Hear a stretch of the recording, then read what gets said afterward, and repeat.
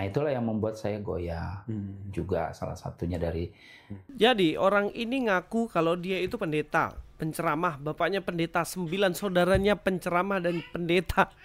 Jadi dia itu sangat-sangat luar biasa, pergi penginjilan ke sana ke sini, masuk ke rumah-rumah dan lain-lain.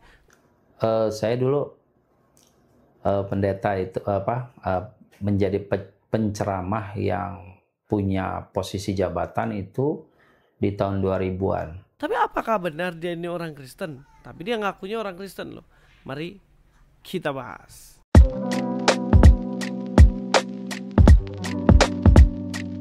Assalamualaikum, selamat datang kembali di channel ini. Balik lagi dengan saya Luis Budi Prasetyo. Kali ini kita akan bahas seorang mu'alaf lagi yang punya latar belakang fantastis, bombastis, dan karangan bebas. Nah, siapakah dia?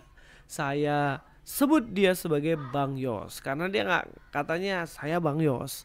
Kita nonton videonya aja ya. Kapan pertama kali Bang Yos muncul ragu ya terhadap agamanya, ajaran agama sebelumnya? Sebenarnya saya sih setelah saya menjadi aktif menjadi penceramah di agama saya dulu, penceramah. Nah, disitulah saya mulai ragu karena ketika menjadi penceramah itu harus meriset apapun untuk bahan untuk diceramah. Nah, ketika meriset itu saya menemukan hal-hal yang janggal, hal-hal yang sepertinya kurang pas nih. Salah satunya misalnya di Perjanjian Lama itu ada hukum Taurat, tetapi di Perjanjian Baru hukum Tauratnya tidak ada, diganti menjadi hukum kasih. Hanya dua, mengasihi sesama dan mengasihi Allah dan mengasihi sesama. Nah, sementara di Perjanjian Lama ada hukum Taurat dan beberapa hukum-hukum lain yang mendukung itu. Ya, kita bahas fokus dulu ke statementnya yang pertama. Dia mengatakan bahwa dia ragu karena katanya di dalam Perjanjian Lama ada hukum Taurat, di Perjanjian Baru tidak ada hukum Taurat. Katanya itu ditemukan karena dia melakukan yang namanya riset. Riset apa yang kamu lakukan sehingga mengatakan bahwa hukum Taurat itu tidak ada di Perjanjian Baru? Riset apa? Dan mengatakan bahwa di Perjanjian Baru itu hanya ada hukum kasih. Nah, sekarang saya tanya kamu, 10 hukum Taurat itu isinya tentang apa sebenarnya? Hukum Taurat itu 10 itu isinya adalah mengasihi Tuhan dan mengasihi sesama. Hukum Taurat pertama sampai keempat itu adalah mengasihi Allah. Hukum Taurat kelima sampai dengan ke-10 itu adalah mengasihi sesama. Sehingga dalam Perjanjian Baru dikatakan ya bahwa kasihlah Tuhan Allahmu dengan segenap hatimu, pikiranmu, kekuatanmu, jiwamu, nyawamu dan lain-lain. Tapi dikatakan hukum yang kedua adalah kasihlah sesama manusia seperti dirimu sendiri. Dan ini sebenarnya inti pokok dari 10 hukum Taurat itu. Dan kalau kamu ngomong itu nggak ada, kamu salah. Di Perjanjian Baru juga ya, dalam Matius pasal yang kelima itu dibahas kembali soal hukum Taurat. Mulai jangan membunuh, jangan berzina, jangan bersaksi dusta, dan lain sebagainya. Dan bahkan ketika Yesus bertemu dengan seorang muda yang kaya, orang muda yang kaya itu mengatakan, gimana caranya supaya saya dapat hidup yang kekal? Yesus mengatakan, kamu udah bikin apa? Saya sudah melakukan 10 hukum Taurat. Loh, sekarang loh kamu kok ngatakan bahwa di Perjanjian Baru tidak ada hukum Taurat tuh bagaimana? Dan hanya ada hukum kasih. Sejak Perjanjian Lama dan bahkan Perjanjian Baru ya hukumnya tetap kasih, tidak berubah. Kasih Tuhan kepada manusia, kasih manusia pada Tuhan, kasih manusia kepada sesamanya. Dan ini yang dibahas dalam setiap tema-tema yang ada dalam Alkitab bahkan Perjanjian Lama. Jadi hanya ketidaktahuan saja yang membuat kamu pada akhirnya mengatakan bahwa di dalam Kristen Perjanjian Baru tidak ada yang namanya hukum Taurat. Yang selanjutnya kita nonton. Itu Perjanjian Lama itu ada 12 suku Israel, Bani Israel. Ternyata di Injil ada beberapa suku yang tidak ada. Jadi tidak lengkap. Jadi saya agak ragu, ini agama ini apa ya? Kitabnya apa ya? Kok berbeda kitab yang di Perjanjian Lama dengan Perjanjian Baru? Walaupun diklaimnya bahwa itu satu kesatuan, ternyata tidak. Ya, jadi kan bagaimana? Iya. Kalau itu tidak bersatu, Ya, nggak ketemu kan? Ya, orang ini ngomong gayanya kayak orang ngerti aja. Dalam Perjanjian Lama dikatakan 12 suku Israel. Perjanjian Baru katanya nggak ada sampai 12 suku Israel. Itu nggak ada dan itu kurang. Nah, statementmu ini harus kamu pertanggungjawabkan. Di Perjanjian Baru itu, apakah ada mengatakan bahwa suku Israel tidak 12? Adakah dikatakan seperti itu? Karena enggak. Bahkan dalam beberapa kutipan itu dikatakan ya 12 suku Israel. Dan dalam kitab Wahyu juga 12 suku Israel. Nah, kamu baca kitab dari mana dikatakan tidak 12 suku Israel. Waktu itu juga pada zaman Yesus itu ada namanya 12 suku Israel tetap. Tapi ada beberapa yang sudah rantau. Pada waktu itu kan Israel sempat dijajah, ya kan? Romawi, Yunani, Persia itu kan menjajah.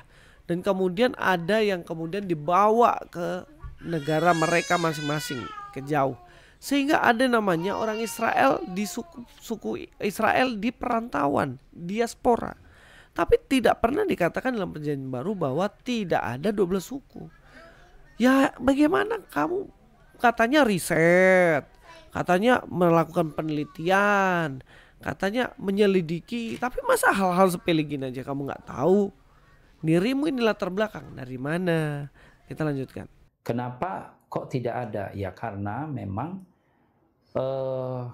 sesuai dengan riset saya bahwasannya Injil itu, Perjanjian Baru itu bukan murid Yesus yang catat. Ternyata.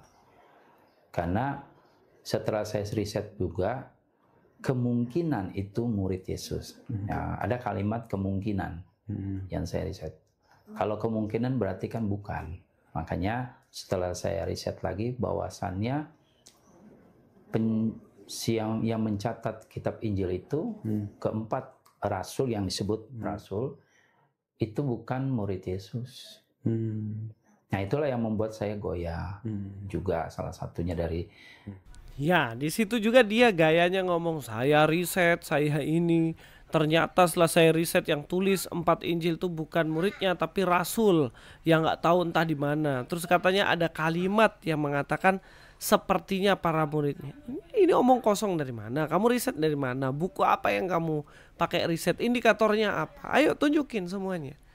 Bagaimana bisa kamu mengatakan Matius bukan murid Yesus? Yohanes bukan murid Yesus? Bagaimana kamu bisa mengatakan hal itu? Loh, Lukas itu masih ketemu para rasul ini. Markus masih ketemu para rasul ini.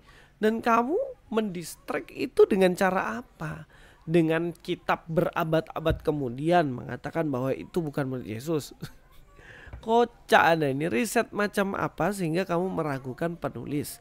Sedangkan jelas-jelas situ itu semua ditulis oleh murid Yesus. Apalagi kalau Anda merisetnya adalah dengan cara benar, gak ada cara celah untuk menemukan bahwa ini adalah salah bukan murid Yesus. Ya tolonglah ya, ngaji cerdas. Kalian itu ditipu-tipu terus sama mualaf-mualaf abal-abal ini. Kok yo nggak pinter-pinter gitu. Narasumber yang wawancara nggak tahu nol besar pikirannya. Yang diwawancarai juga sama aja.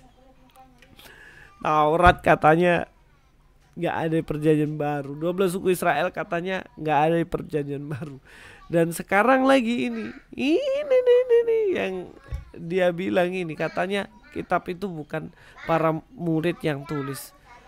Ya kalau riset tuh mau yang pinter dikit gitu loh. Jangan gitu-gitu terus. Jangan omong kosong terus, ya itu jadinya. Dan dia ngaku katanya dia pendeta padahal bukan. Dia ngaku Kristen kan? Padahal bukan. Dia itu saksi Yehova. Kristen apa bisa disebutkan? Kami Kristen saksi-saksi Yehova. Saksi-saksi Yehova. Nah, jadi sahabat ngaji cerdas kalau belum tahu saksi-saksi Yehova, Nanti googling aja ya. Kalau dijelaskan nanti panjang lagi. Kalian tahu saksi Yehova itu bukan Kristen, ajarannya lebih mirip ke Islam. Saksi Yehova itu percaya bahwa Yesus hanya ciptaan biasa saja. Dia hanya nabi saja, dia bukan Tuhan. Makanya Yohanes 1 ayat 1 itu dirubah sama saksi Yehova bahwa Yesus bukan adalah Tuhan, bukan adalah Allah. Pada mulanya bukanlah Allah, tapi sebuah Allah, seorang Allah dan lain-lain. Dan ini pemelesetan yang dilakukan untuk menunjukkan bahwa dia itu percaya Yesus itu hanya manusia biasa, dia hanya utusan saja. Sama. Jadi kalau dia masuk ke Islam ya itu memang ajarannya sama sebenarnya saksi Yehova. Jangan ngaku-ngaku Kristen kalian saksi Yehova. Kalian bukan Kristen. Ya, itu saja mungkin dari saya, Luis Prasetyo sini. God be with you all.